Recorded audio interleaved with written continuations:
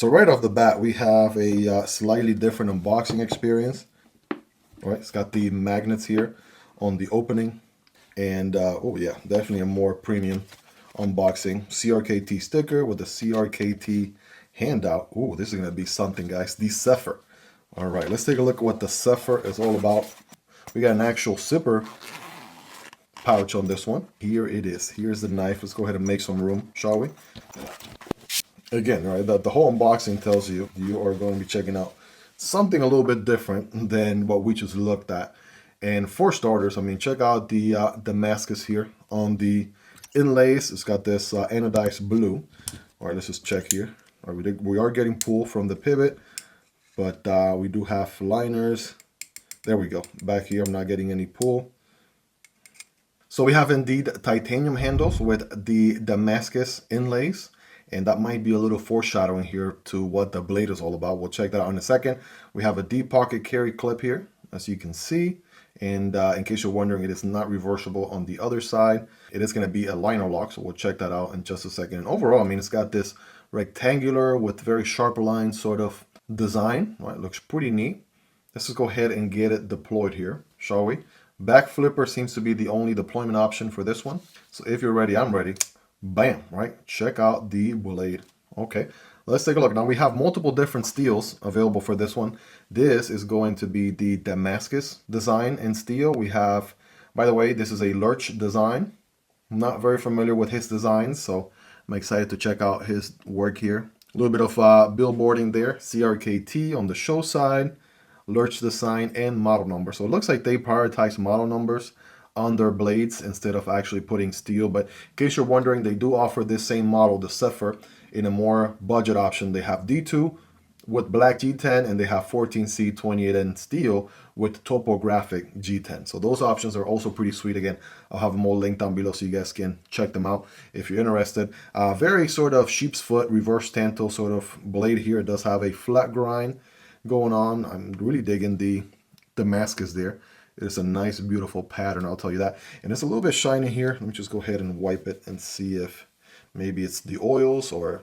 Actually, that's just how it looks, right? So it's got a bit of a polish to it. I dig that. Now, it does match the inlays as well. So that's a nice combo there. If I zoom out just a tad bit, nothing too crazy, right? Take a look. I'm going to set it down as well so you guys can breathe it all in. There it is. I'm just going to move it around a bit as the light hits it. It looks pretty nice. Same thing on the other side. You'll notice the speed rectangles. I'm just going to call them, instead of speed holes, I'm going to call it speed rectangles on the blade. I feel like, you know, it being such a rectangular knife, it actually kind of fits, right? It's pretty fitting for the design, if you ask me. And the other thing I do like, before we check out the liner lock here, is the fact that when you fold it, almost 99 well, maybe 98.5 or so, very accurate mathematical number, by the way. I came up with a very secret formula. Almost 98.5% of the blade is tucked into the handle. So I do like that. It makes it seem like a nice little knife, right, on the DL, right, with a hidden blade. Well, you gotta be a knife enthusiast to know what it is right off the bat. Otherwise, it doesn't necessarily throw, you know, hey, I'm a knife sort of message to the world for non-knife people out there. And obviously, it should sit pretty flush in the pocket with that deep pocket carry clip. So that's also nice. So very elegant from that standpoint. So we have the back flipper with some nice jimping on it. I do like that.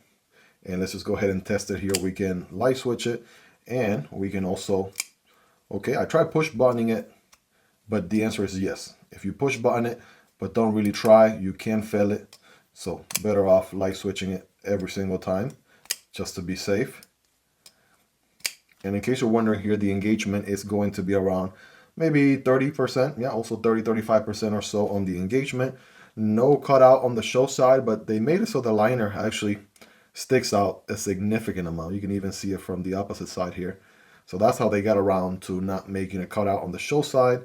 So as far as this engagement goes, it does have some milling on it, and we can push down into the left and disengage that way. So very nice and easy to do. As far as the close, it's going to be a little bit more of a shake shutter. Right, we do have an internal stop pin, do we? Yes, we do have an internal stop pin indeed. Right, notice there is no stop pin here for the open position. right? Nothing holding the blade there. It's actually a cutout on the inside of the blade here, and you'll notice the actual track, right? The little pin right there.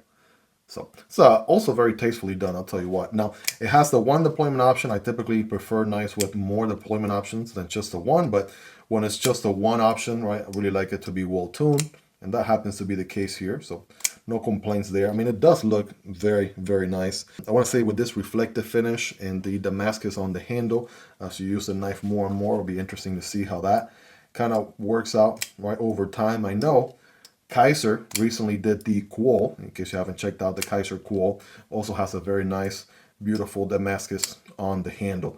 As far as the close, it's going to be a little bit more of a shake shutter action, right? You have to give it a little bit of a shake in order for it to close. As far as the ergos go, right, I'm able to get a full purchase, full 4-finger grip here with no issues. This tiny bit of back flipper could work as a finger guard. You know, maybe forward choke a tad bit. I wouldn't recommend it. It doesn't feel the most comfortable because you don't have a lot of room and you'll kind of actually stab your index finger with the flipper tab itself. So forward choking, I mean, do it if you really want to be intentional about it. Obviously being mindful of what you're doing, but the hammer grip is where it's at. Again, full 4-finger grip, right? If you have bigger hands, right, that might be something. I don't see a lanyard solution here on this one. No lanyard hole, so maybe you could tie up something around the pocket clip if you want to. And as far as internal milling goes, because we have the inlays on the outside, there is no milling on the inside of the scales. It doesn't feel like a heavy knife in any way, shape, or form. It just feels like a good weight to it, without a doubt.